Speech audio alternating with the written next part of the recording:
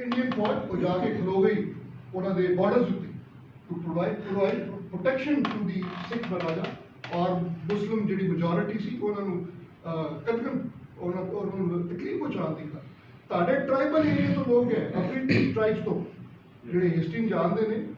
और हजरत कायदे आजम ने मिलिट्री ऑफिसर्स को बुला के तिने गोरे सन क्या कि जी तुसी भी जाओ जाके हेल्प आउट करो ये हिस्ट्री दस दी है कि दे रिफ्यूज्ड कि वी आर नॉट केपेबल तानू ये भी चीज़ का पता होएगा कि ताड़े कायदे आजम मोहतरम मोहम्मद अली जिन्ना जिहड़े ने वो पहले गवर्नर जनरल क्यों बने उन्होंने कोई ख्वाहिश नहीं सी गवर्नर जनरल बनने की गवर्नर जनरल इसलिए बने कि माउंट बैटन ने चाहता सी कि जी मैं टोटल गवर्नर मेरे को गवर्नर जनरलशिप होए इंडिया की भी ते पाकिस्तान की सो सर असी पैदावार जी साड़ी अनफॉर्चुनेटली प्री मेच्योर हो गई असी 1949 49 एटली के कहने के मुताबिक when he made a speech in the parliament असी 49 आजाद होना सी सब कॉन्टिनेंट असी 48 हो प्री मेच्योर और की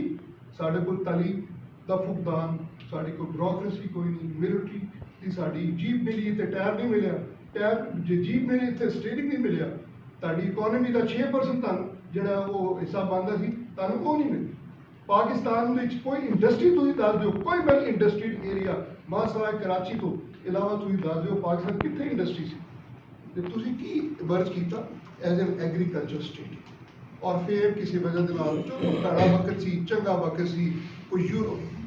वो यूजर पर आ गया क्यों आया किस तरह आया लेकिन तुसी एग्रीकल्चर इंडस्ट्री स्टेट के कन्वर्ट